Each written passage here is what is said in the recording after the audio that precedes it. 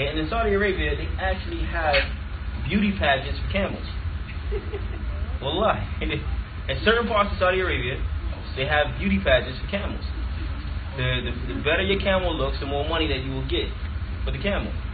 And I remember one time when I was there and I was teaching English, one of my students, he brought in a check that his father, he bought a camel for 5 million riyals. 5 million riyals. Why? Allah. I don't know. I wouldn't spend 5 million riyals on a camel. But he spent 5 million riyals on a camel. So in about dollars, it's at least about $1 million and some change. Right? So can you imagine now, during the time of the Prophet ﷺ, they promised 100 camels. 100 camels. So today, someone bought a camel, one camel, for 5 million riyals. Right?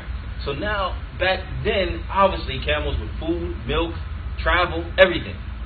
100 camels to the person who catches the Prophet ﷺ, dead or alive. Just in the red one. The red one, at that. The best of camels. So it's like an example for today. We say, Abdurrahman, you like cars? Yeah, yes. What's your favorite car? Okay, let's say you like. What's your favorite car? MashaAllah. Maserati. How old are you? 7. I didn't even know what Maserati said. Huh? A gold car. Okay, anybody else? A race car. A race car. Anybody else? A truck. Okay, Maserati and truck. So now imagine if someone says, if you find fulan, you find so and so, I'll give you 100 Maseratis. Oh, nice. MashaAllah. His eyes opened up. Okay, so can you imagine the feeling? How you feel about that is how they felt about the 100 camels. Okay, whoever finds the Prophet ﷺ dead or alive, I'll give you 100 camels. In our time, as what is your name? Adnan. As Adnan feel, you give him 100 Maseratis. Okay, so you can imagine everybody's looking for him. The rich, the poor, everybody's looking for the Prophet ﷺ. So despite the situation, meaning they want to kill the Prophet ﷺ, once he leaves the cave with his companion, who's his companion? Abdurrahman? Abu Bakr. So once he leaves the cave with Abu Bakr as-Siddiq, he's totally calm. In fact, he's reciting Quran. He's not worried about the Quraysh or anybody else. Why? Because he has done everything he possibly can do, and now it's time for what? To put his trust in who? Allah subhanahu wa ta'ala. There's nothing else I can do after this point that's going to help me. I did everything I could possibly do. So my next question is, what is some of the things that the Prophet ﷺ did to take precaution for his trip? What did he do? He has to get stuff ready. Okay, so he got stuff ready. Change his routes. He changed. Alhamdulillah. So one of the things that he did. Talk to them? No. You can't hear it. Okay.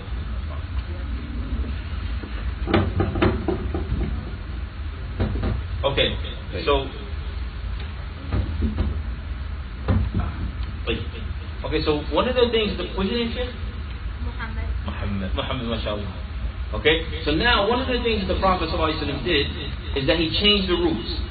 Now he could have said, I'm the Prophet ﷺ, of course Allah subhanahu wa ta'ala is going to protect me, right? But he didn't do that. He still took the asbab. He still took the precautions that he needed to do. So the first lesson we get from this is that no matter what you do in life, a part of putting your trust in Allah subhanahu wa ta'ala is to do what? To tie your camel. To do things. So now if you go to school, Sheikh Adnan, mashallah, he's a very, Adnan, who's Adnan? Adnan, Mr. Maserati. Okay, so Adnan, mashallah, he's a very smart guy. So if he goes to school tomorrow, and his teacher says, you have a test, he says, alhamdulillah, I'm smart, I don't need to study. I tawakkaltu ala Allah. Is this truly putting his trust in Allah?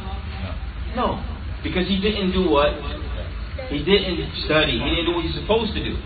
So we find that the Prophet ﷺ, even though he was the Prophet, he still did what he was supposed to do. He changed his route. Okay? He took provisions. What else did he do? He had a guide. Okay? So something else that he did.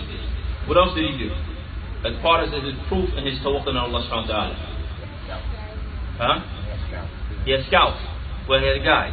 Okay? So there's something else. He did tasbih. Tasbih. Okay. He made dua and did tasbih. probably tried Salam not alaikum. showing Huh? his footprints. Say again? Probably tried not showing his footprints. He tried not showing his footprints. And some of the scholars of seerah, they said when the Prophet ﷺ changed routes, he tried to sometimes walk on his tippy toes to not show any footprints so they can find him. He did all that he possibly could do. But he did something else. So one of his companions by the name of Ali. Ali did something for the Prophet ﷺ as well. What did he do? Huh? He erased his footprints. Okay.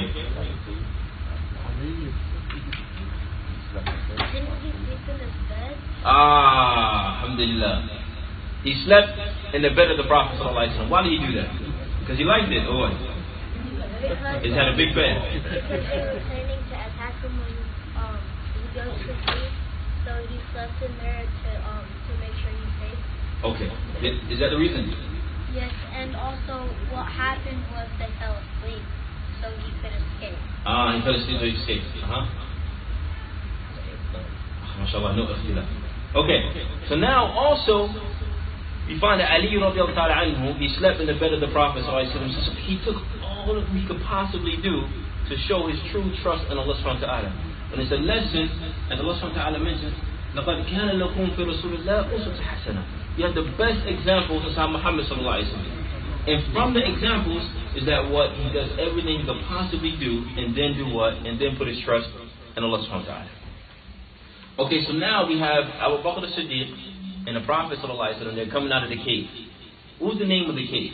Adnan. What was the name? Does anybody know the name of the cave that they came out of? Kevin Noor? Kevin Noor? Cave Noor. Okay, anybody else? Thawr. Huh? Thawr. From the Shabbat. Okay, Thawr. Okay, so the name of the cave that they came out of was Thawr. Okay, so now when they come out of this cave, Abu Bakr as-Siddiq is you can get an example. Please, Abdurrahman, stand up, please. Wadna, ta'al. Come here. Alright, so face this way. Wadna, stand behind him. So now, for an example, I submit a method. Okay, for an example, we have Abdurrahman. He's going to be the Prophet for an example. Then we have Adnan. He's going to be who? Umar or Ali? Ali. Ali. Abu Bakr. Because Abu Bakr was the Prophet, not Ali. Okay, so now we have Adnan. He's going to be Abu Bakr. So when they come out of the cave, we have Adnan. Adnan. Jamai or not? There you go. Okay. So walk in front of him now. Now walk behind him. Now walk on the side of him. Now walk in front of him. Now walk behind him. You tired? Okay. Come on. Okay, you sit down. So now, no problem, sit down. No, not here. Over there. Okay. So now the reason why I did that is because now when the Prophet ﷺ and Abu Bakr as-Siddiq comes out of the cave, what happens? Abu Bakr as-Siddiq, he's constantly moving back in front of the Prophet ﷺ because he's worried about it. So when he's behind him, he says, SubhanAllah, maybe the Quraysh are going to see him from the front. They're going to attack him from the front. So he goes in front of him. He says, oh, astaghfirullah, maybe they'll attack him from behind. But he goes behind him. Then he says, oh, maybe they'll attack him from the side. And they go from the side. So Adnan is tired. So can you imagine how Abu Bakr felt constantly going back and forth to the side, back and forth to the side? But the point is now, one of the benefits we get from this is that also if a person worries, it doesn't mean that his tawakkul in Allah, his trust in Allah is invalid. Because we find that Abu Bakr as-Siddiq, he was worried. However, Abu Bakr still had trust in Allah. But the point is that the Prophet ﷺ, he had complete trust in Allah subhanahu wa ta'ala. I did everything I can do. After that, قَدْرَ اللَّهُ مَا شَاءَ فَعَلَ. Okay, so now we have, once again, Abu Bakr as-Siddiq and the Prophet ﷺ, they're coming out of the cave. Which cave? Kevin Noor? What's the name of the cave? Thawr. Okay, alhamdulillah. So they're coming out of the cave with the Prophet ﷺ. Now, something special happens. There's a companion by the name of Suraqa bin Malik. Okay, Suraqa bin Malik, he was a Bedouin from Beni Mudlij. Okay, and now what happens is, when he's coming out of that, or excuse me, before that, We know that the Prophet ﷺ had 100 camels on his head, right?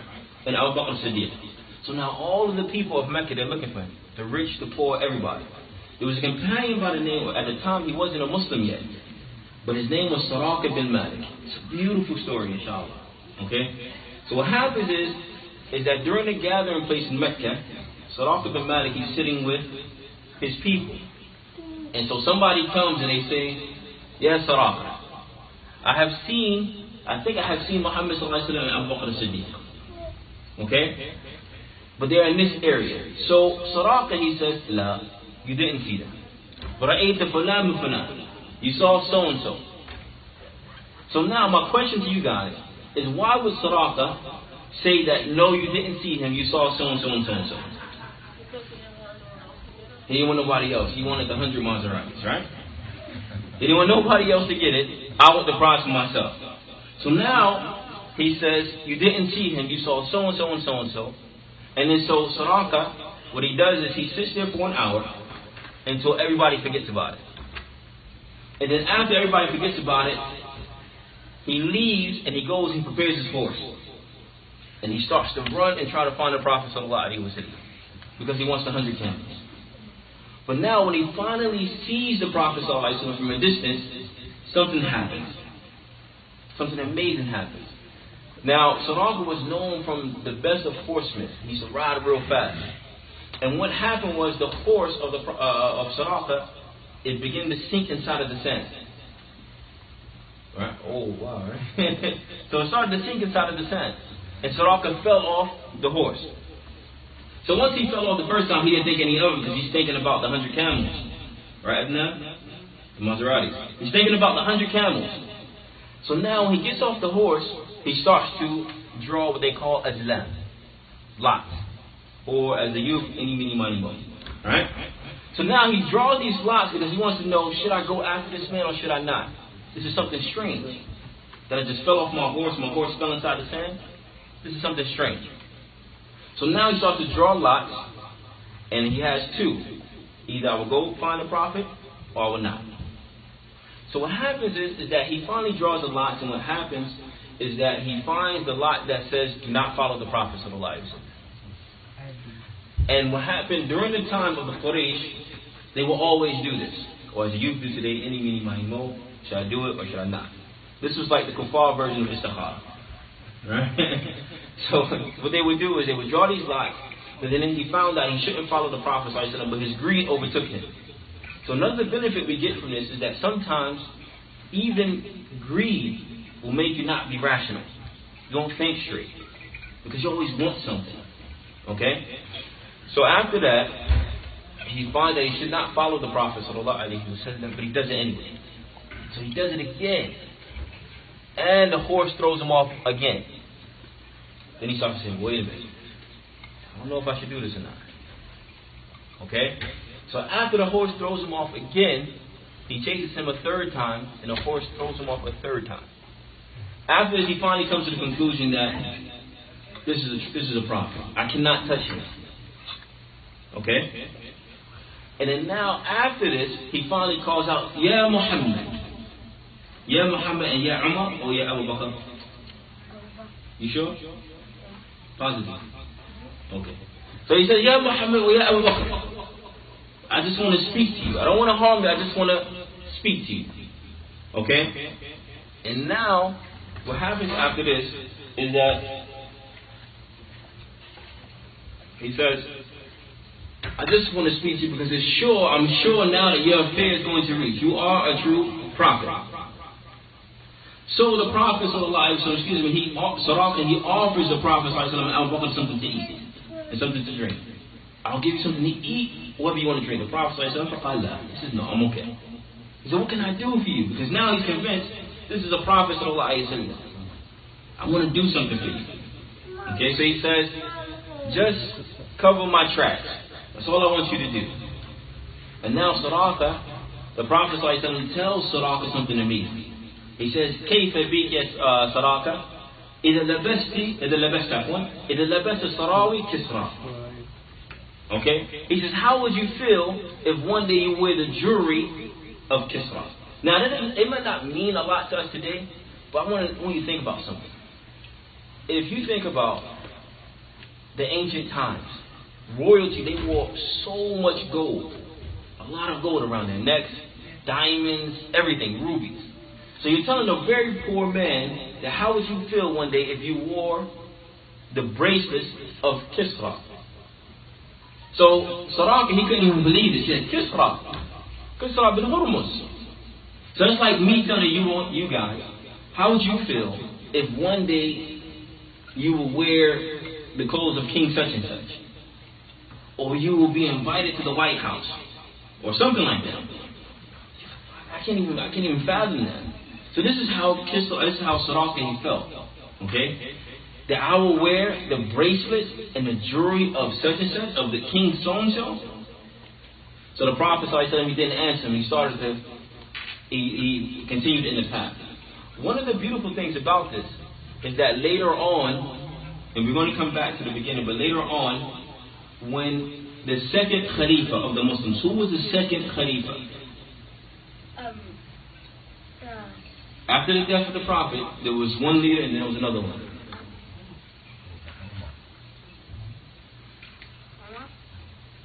You sure?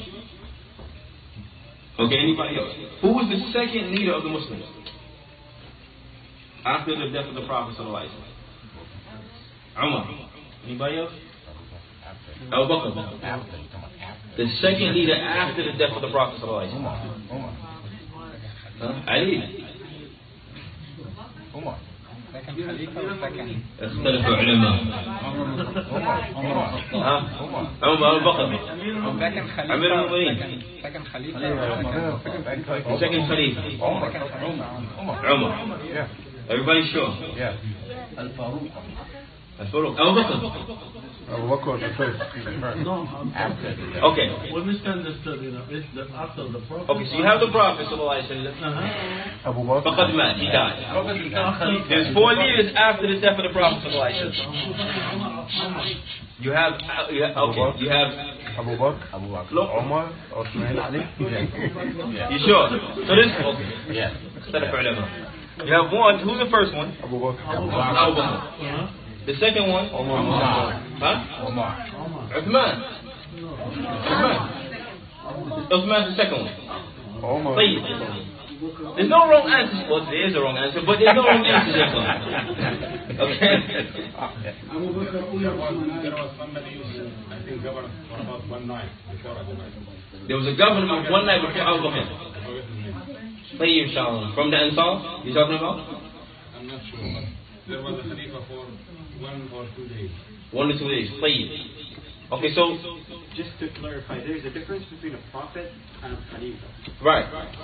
Yeah, so just maybe some people misunderstood the question. Okay, so everybody, ma'roof, everybody knows who the prophet is, right? Yeah. What's his name? Please don't say Umar. Who was his name? Muhammad. Who was the prophet? Muhammad. Huh? No, Muhammad the answer. Muhammad, who's the prophet? Man Nabiyyu. Muhammad sallallahu alayhi wa sallam. Okay, so we have Muhammad sallallahu alayhi wa sallam. Faqad mat, he died. Who took his position after? Okay, Abu Bakr. After Abu Bakr it was who? Umar. After Umar it was who? Uthman. وبعده علي. Okay. Muhammad Ali. Okay, so you have Abu Bakr, you have Umar, Uthman, thumma Ali. Okay, so now when the second leader of the Muslims, being Umar al-Khattab, when he became the leader, they conquered the land of Kisra. Okay? Huh? It was Umar. Alhamdulillah. Okay, so we have the second leader being Umar. So when he conquered the land of Kisra, he finally received all of the jewelry. When he received all of the jewelry of Kisra in Medina, he said, "Where's Suraqa bin Malik? Where's Suraqa bin Malik?" Why is he looking for Suraqa? This is my question. Why is Umar al-Khattab looking for Suraqa? So he can be the king like Muhammad sallallahu alaihi wasallam? The king? Look, you're on the right track. Huh? So he can wear the bracelet. But why would he give him the bracelet? Because he likes him. Huh? We'll promise. I don't know what you're talking about. We'll promise.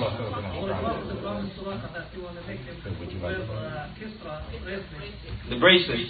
So the Prophet ﷺ made a promise. It's a prophecy. So one of the signs of Nubuwwah is that the Prophet ﷺ spoke about something even after his death. Because he told Suraqa, Kayfa bi? How would you be the day that you wear the bracelets of Kisra? And this did not occur until after what? After the death of the Prophet ﷺ. So also this is a sign that Muhammad ﷺ is a true prophet. Okay? So now also what happens is that after the Prophet, after Umar al-Khattab gives Suraqa the bracelets, he says, raise your hands to show everyone. They was taking him around Medina, a Bedouin, with all this jewelry, okay, around his neck, he had a crown and had all this jewelry. And some people mention in some narrations that Suraqa, he had very hairy arms, okay? But even the jewelry, it just showed, So now, you with me? No. So now what happens is that he's showing everyone his jewelry. He says, Allahu Akbar, Allahu Akbar. So Umar bin Khattab, he says, Alhamdulillah, alladhi salabuhuma min Kisra bin Hurmus, okay, wa albasuhuma Suraqa bin Malik. That all praises is due to Allah who took them away from who? Kisra. And has given them to the Bedouin Suraqa bin Malik. So now Suraqa, he feels happy. He's so happy. He is very poor. Now he has the jewelry of a king. The jewelry of a king. So now after he wears it and everyone sees it, Umar bin Khattab says, okay, now take it off. So why would Umar bin Khattab say, now take it off?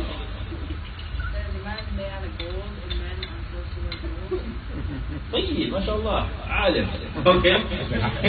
Why would you like to wear it if they have it? Huh? So I just like to wear it. Okay. I kind of like his answer though.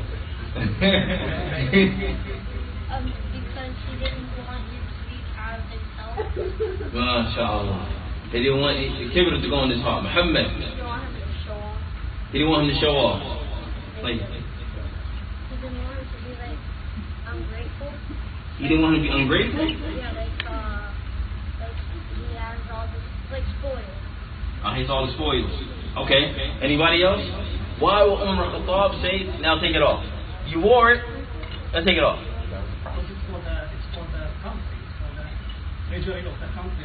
But the Prophet ﷺ said, how would you be the day that you wear? So the promise of the Prophet ﷺ was, how would you be the day that you keep it? Or how would you be the day that you wear it? That you wear it. So now, after Suraqa, he wore the jewelry and showing everybody, look, I have this, maybe I can trade this and get married, Allah Alam. But now Umar says, take it off. So Suraqa, he starts to feel upset. He says, Ya Umar, how can you take something that the Prophet ﷺ has given me? So Umar al-Khattab, he reminds him of this. The Prophet ﷺ said, wear and not keep. You wore it. Khalas, that's it. Now take it off, and we're going to give it to the poor people as zakat. Okay? So now we have this narration of Suraqa bin Malik when he finally catches up to the Prophet ﷺ, and the Prophet ﷺ tells him, just cover our tracks. That's all I want you to do. But now Suraqa, because he knows the Prophet ﷺ is going to just be the Prophet ﷺ, and he's going to be the Prophet, and that he's going to conquer everything. Suraqa, he becomes scared. He says, oh Muhammad, please give me protection. The day that your message starts to conquer everything. So the Prophet ﷺ gives him an amana. He gives him a protection. So what happens is, and we're going to jump ahead again, is that the day after the battle of Hunayn, when the people came to conquer where Suraqa bin Malik was at, Suraqa bin Malik, he starts to look for a piece of paper, or rather it was written on leather. He starts to show them that this is the amana of Muhammad sallallahu alayhi wa sallam. You can't do anything to me. Huh? Right, they couldn't kill him. Why? Why couldn't kill him? Huh? Because the Prophet sallallahu alayhi wa sallam said you couldn't. And obviously we have to follow the commandments of Allah subhanahu wa ta'ala and who? And the Prophet sallallahu alayhi wa sallam. So because of this, they could not kill Suraqa bin Malik. After that, later on, Suraqa bin Malik, obviously he became Muslim. But the point is, once again, it goes to show you that the true nubuwwah of the Prophet sallallahu alayhi wa sallam. Okay? So now, once again, the Prophet sallallahu alayhi wa sallam and Umar al-Khattab are going on their way to Medina. Right, Adnan? Yes? Yes? So the Prophet sallallahu alayhi wa sallam and Ali or Uthman and Uthman, they're going to Medina. Yes? Adnan. No. Who? The Prophet sallallahu alayhi wa sallam and who? Abu Bakr Siddiq. So you have Abu Bakr Siddiq and I want to say Adnan. Abu Bakr Siddiq and the Prophet sallallahu alayhi wa sallam, they're on their way to Medina. Okay? And now while they're on their way to Medina, the Prophet sallallahu alayhi wa sallam also sees a few different people. He sees, we mentioned the story of Suraqa bin Malik, and he also sees other people. But one of these people that he also sees is a woman by the name of Ma'bad. Now, one of the benefits that we want to mention is that despite that the Prophet ﷺ, or he had people that was trying to kill him, one of the benefits about is that he did not let it busy him from the real message, which is to teach people the religion. So even while people are trying to look for him and kill him, at the same time, when he's on his way to Medina, he is still giving da'wah. And a lot of people still accept Islam. So my question, before we talk about the story of Ma'bad, okay, my question is, why would the Prophet why would Allah subhanahu wa ta'ala choose Medina for the Prophet to go to? Because do you think that more Muslims would become Muslims there? More people will become Muslims there. Okay. My question once again, now I believe Sheikh Abdullah Ansari, he went over it before, I'm not sure. But why would Allah subhanahu wa ta'ala command for the Prophet to go to Medina? Remember, the first hijrah was to where? Huh? Habasha. Are you sure? Abyssinia. Tomato, huh? Okay, where's the first hijrah? Where's the first hijrah, the first migration of the Muslims? Habasha. From the Shabab. Abdurrahman. Shaykhana. Where did the first migration go? Habasha. No, not yet. Not yet. Huh? 9 o'clock? We have time. Okay. So now the first migration was to Habasha, was to Abyssinia. So now my question is, it will be easier for the Prophet if you think about it. The Muslims are already there, right? It's already a king, there's already an army.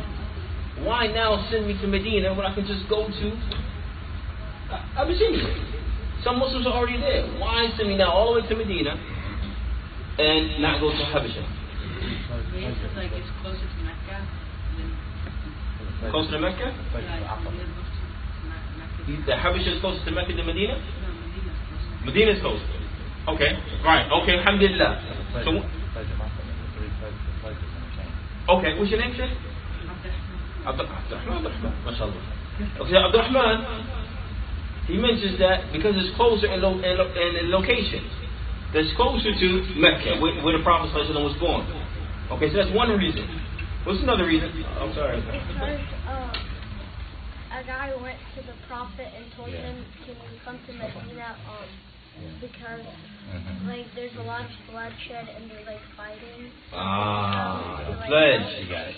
Alhamdulillah. When people they came to the Prophet and asked him, can you come to Medina? Now there's a hadith where 2 years before the Hijrah, the Prophet ﷺ told his companions, I had a dream that I saw myself going to a land where there's a lot of dates. And at that time the Prophet ﷺ said it himself that he thought it was Yamama, and meaning a place in Yemen. However, later on, Allah revealed to him that he has to go to Medina. Okay, so one of the other reasons that the Prophet, that Allah subhanahu wa ta'ala told the Prophet to go to Medina is because of the virtue of Medina. What are some of the virtues? What are some of the blessings of Medina? Does anyone know? What are some of the good things about Medina? That there's a lot of people. There's a lot of people. Okay, mashallah. Most of the people are Muslim. Most of the people are Muslim. There is a group of the Medina people, they came and they give Rasul al-Bay'ah. Right, the Sheikh, he mentioned that about the Bay'ah. Okay, so there's another reason. What are some of the virtues of Medina? Now, The Prophet's mosque? the Prophet's mosque. Okay, but before he got there was no mosque. Huh? Trees, but Yemen has trees and dates too. Weather? Okay. لا بأس, there's no wrong answer. Medina is very hot. You been to Medina? Allah Akbar, it's very hot. Okay, anybody else? A lot of land. There's something about the Dajjal as well. The Dajjal can't do what? Huh? He can't enter Medina. You sure? He can? He can't enter Mecca, but he can enter Medina? You sure? Medina and Mecca both. He can. Okay. I go with the chair. You go with what? He says no, I say no. You say no, you say no? Go with the Prophet say. The Prophet he mentioned that in Medina لا يدخل فيها الدجال ولا طاعون. That in Medina there will not be any plagues or the Dajjal cannot come inside. So we know from the virtues of Medina, the Dajjal can't go inside. The Dajjal can go everywhere else, correct? Are you sure? No. You can't go to Mecca neither. No. Can't go to Mecca. So you can't go to Mecca and Medina. Huh? Dajjal before or after? Dajjal before or after? Yeah, because Bin Sayyad, I think it's Dajjal. And Bin Sayyad, okay. We're talking about the Dajjal al-Kabir, the big one. Okay, so now he can't go, and Bin Sayyad will kind of from Medina. So, now, huh? He lives in Medina. He lives in Medina. So the Prophet said that the Dajjal can't go to Medina, so he can't be talking about someone who lives there. Huh? Ta'un is like a plague. Like a disease. An epidemic, right? It's a big disease. Right? So now, you have, the Dajjal can't go inside, and like a major disease, an epidemic, can't go inside, a plague. So now, what happens is that you have that virtue. Now, about a plague, I want you guys to think about something. In 1918, this is just a side benefit outside of the seerah. In 1918, there was a big plague in the world. It was called the Spanish influenza. Okay? Huh? So it was a Spanish flu in 1918, where 50 to 100 million people in the world died. And some people mention between 3 to 5% of the whole world died in 1918 because of this flu. But there's no record that the flu was reported in Medina. Okay? So we have the whole world. We didn't say that Arabian Peninsula, no. But in Medina, there was no record that anybody died from this flu. It shows the true nubuwwah of the Prophet ﷺ. We mentioned this over 1,400 or some odd years ago, that the Dajjal and no plague can come inside of Medina. Okay? We have, how much time? 10 minutes or so? 15. Huh? 15 is okay? So now we have a plague and you can't have the Dajjal come inside. So what's another benefit of Medina? So that's virtue after Rasul sallallahu alayhi wa sallam migrated there. Right, the verses after the Prophet migrated there. Not before. Okay. We're talking about why did the verses after Rasul sallallahu alayhi wa sallam migrated, not before. That plague is because of dua Rasul sallallahu alayhi wa sallam. Because first when they get there was disease and there was people dying and Rasul sallallahu alayhi wa sallam made dua. to get that out of it. Alhamdulillah. Okay, so next, the kinship of the Prophet his mom. Exactly. The Prophet ﷺ also had blood relatives in Medina. So it was easy. Now in the beginning it wasn't an immediate acceptance among some people, but nevertheless it was a relationship. The Prophet ﷺ had blood lineage in Medina. And he didn't have blood lineage where? In Habasha. Even though the king of Habasha helped him, he had blood relations to the people in Medina. So one of the reasons that Allah subhanahu wa ta'ala sent the Prophet ﷺ to Medina is because he had blood relatives inside of Medina. Another reason is shows the power of Allah subhanahu wa ta'ala. Now what does that mean? That it shows the power of Allah subhanahu wa ta'ala. And it also shows you, as a side benefit, that you don't always depend on somebody. You take what you need, and then you go on. The Prophet ﷺ, obviously, he had the help of the king of Abyssinia. He had an army. He had everything. Everything that he needed. There was no need to go anywhere else. The king was going to support him. But rather, the Prophet ﷺ didn't just say, okay, he's supporting me, I'm going to take everything, and just take everything, wear out his welcome. It shows the power of Allah subhanahu wa ta'ala that he can send him somewhere else and still make him virtuous. And still make him successful. So when we talk about putting our trust in Allah subhanahu wa ta'ala, we have to honestly put our total trust in Allah. That he's going to take care of us. That he's going to provide for us. Everything that we need. Like he did for Muhammad sallallahu alayhi wa sallam and Umar. Yes? And Abu Bakr Siddiq. So now, going on, just for the last benefit, is that now the Prophet sallallahu alayhi wa sallam, he's traveling in the path and he sees a caravan. It's the Prophet sallallahu alayhi wa sallam and Abu Bakr Siddiq. So now when the caravan comes, they say, Ya Abu Bakr, min hadha rajul ma'ak? Who is this man that's with you? He says, he is my guide amongst the path. Now this is a ruling that I want everyone to learn. It's something called Tawriya in Arabic. But basically it has a double meaning. Okay. It's not a lie. Basically I say something and you understood it something totally different. So my question is, what did Abu Bakr, what did he mean by that? Remember, everybody is looking for the Prophet sallallahu alaihi wasallam and Abu Bakr to try to kill him. So when a caravan finally sees the Prophet sallallahu alaihi wasallam and Abu Bakr, they say, Abu Bakr, who is this man with you? He says, this is my guide in the path. What did Abu Bakr mean and what did they think that he meant? Can anyone tell me? I think they thought he meant like he was like taking care of Abu Bakr. She said she actually meant like he's the one who's teaching me about Islam. Alhamdulillah. Okay, that's what Abu Bakr meant. And they thought that he was talking about what? He's just showing me the path. Okay, so now that we know what Tawriya is, I don't want none of the children to go home and use Tawriya on their parents. Okay, if your mom asks you, did you clean the room? Don't say the room is clean. Okay? And then she goes to your room and says, well, you asked me, is the room clean? I said, the room, I didn't say my room was clean. Only I didn't lie. I do a house that I can use Tawriya. No, I didn't. Okay? So Tawriya is only to be used in necessity, not when you're in trouble with Ummah.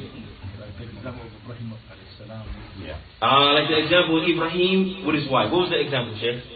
Ibrahim alayhi salam with his wife to Namrud. So this is my sister. Okay? Meaning that this is my sister in the religion, not actually my blood sister. Or, for example, when the Prophet ﷺ said, Ana min ma, I'm from ma, water in Arabic, but there was another place that was called ma. So the people thought he was from where? From ma, but he meant I'm from water. As we know, everything is created from water. Now another example of this, a recent example, there was, I believe, in one of the Muslim lands, there was people were being tortured. And they were actually looking for a certain sheikh. And they came to the student's house and said, where's the sheikh? But the student was hiding the sheikh in the house. Okay? They said, where's the sheikh? Where's the sheikh? You gotta tell him if he's here, bring him out so we can kill him. So the student said the sheikh is not here. He pointed at his hand. Meaning that the sheikh is not, physically, he can't be here. Right? The sheikh is not here. So actually he didn't lie, he told the truth. And so once again, please, do not go home and do not use this on your parents. Huh? It's called Tawriya. Husbands don't use it on your wives and vice versa. Did you go to work? I went to work. I didn't say today, I meant yesterday. Okay, so once again, Tawriya is permissible in certain cases if there's a necessity. If there's no necessity, then the ulama they say akhul kadhib. It's the brother of lying. Okay, so once again, there's a necessity for use. So Abu Bakr, he used it when he said that this is my guide amongst the path. This is my guide in the path, meaning that this is my guide to Suraqa bin Malik, and they thought that he was talking about my guide to Medina. Okay. So we want to go into the story of Ma'bad, but I think we're going to end up running out of time. So inshallah ta'ala, next time we're going to begin with the story of Ma'bad. So the Prophet said he didn't reach Medina yet. Yes, Muhammad. This was your question. On how I said about like you would start hearing the footprints of the Prophet as he was going to leave. But what if the sand on the footprints? I mean, like yeah, well, that's very true. Alhamdulillah, that's a good point. Now also the sand, the wind will cover it up. When it's not always blowing. When it's not always blowing, that's one thing. And then it'll take a long time to cover up everything. So just to be extra careful, he did what? He just took precaution, everything he can do. Walk on his tippy toes sometimes, and so on and so forth. So because we have about, let's say, 7 more minutes, I just want to ask a couple questions. So from the youth, not from the adults, from the youth, who can name some of the wives of the Prophet ﷺ? Aisha. As easy? No, I said he went for the easy. He went for the easy one, huh? So you have Aisha. Is there a marker we can write on the board? Is there a marker over there? No? Yes. I want to teach you guys a trick where you'll never forget. Can you see if it works first? Where's the board at? The board's right here. Yeah. Oh, I thought it was one by you. No. He had one that was like a portable one. Okay. Can somebody see if this works? Can you write on the board?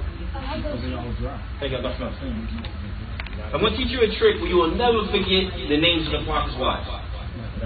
No? None of them work. Okay. So anyway, we'll bring a piece of paper next time we give it out. So who can name some of the wives of the Prophet? Aisha. Khadija. Anybody else? From the youth? Zaynab. Okay, he had 2 wives, Zaynab. Huh? Maryam? No, it starts with a meme. No, it starts with an M. Not Maryam, but who? It sounds like Maryam a little bit. Maria.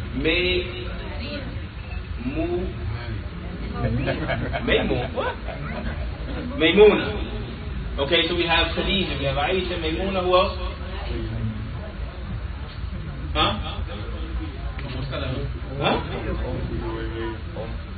Huh? Okay. You sure? Or was that his daughter? Okay. Yeah, you didn't have one daughter, Fatima? Okay, anybody else? Huh? Sophia, okay. Anybody else? Even from the adults? Huh? Okay, what we're going to do for the next 4 minutes, I'm going to teach you guys a trick. You can remember all the names of the wives of the Prophet, so I said, you'll never forget. It's going to be in Arabic, and for those who don't speak Arabic, we'll bring a paper next time. So I want you all to repeat after me. Khas, Ma'a, Jazar, Sihha. Khas, Ma'a, Jazar, Sihha. Okay? Exactly. So now when I say that, in Arabic, obviously it means letters with carriers are healthy. Okay? But if you take each letter of that sentence, combine the name, each letter of the sentence is the beginning name of a wife of the Prophet. Okay, so we'll write on a piece of paper next time. But ma'a, the kha is for who? Khadija. The sin is for who? Sauda. The meme is for who? Maymuna. The ayn ma'a is for who? Aisha. Jazr, the jim is for who? Juwayriya. The za is for who? Zainab. The ra is for who? Ramla, who is also known as who? Habiba. Okay. The sad from Siha is the sad is for who? Safiya. And the ha is for who? Hafsa. And then the ha is for who at the end? For Hind. Hind bin Abi Umayyah, who is also known as who?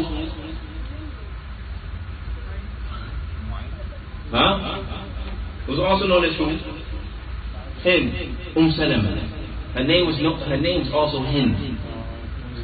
Salama. Her name is also Hind.